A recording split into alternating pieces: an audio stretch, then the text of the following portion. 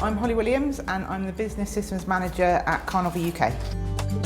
I'm responsible for the AMOS product, but not just the product itself, the policy and process surrounding it and a lot of other satellite systems that support our plan maintenance system at Carnival.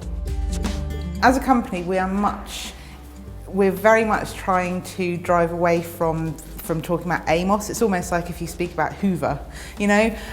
So it is our plan maintenance system, and my role is much more than just AMOS, but we do have a very, very close relationship with SpecTech, and I would say again, we don't look at SpecTech as just being the providers of AMOS, they are the providers of a plan maintenance system.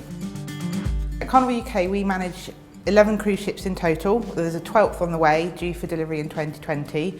But because of the nature of our business, so we've got the hotel element, and we've also operate a number of different classes of ships within our fleet. So actually, our use of AMOS is quite big.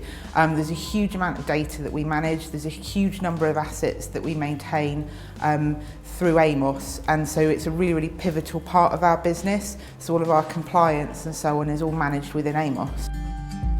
Traditionally, and kind of almost anecdotally, the maritime industry has sometimes been quite behind in terms of some of its kind of system technologies. So I think it's really important that SpecTech can learn from us about what we see on the horizon.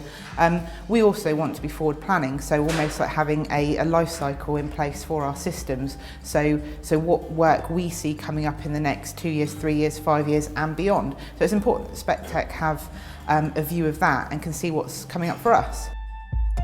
Even if you look within Carnival UK, so I obviously have customers sitting with me in the same office, so the procurement team and the superintendents, but the vast majority of users are on board our ships.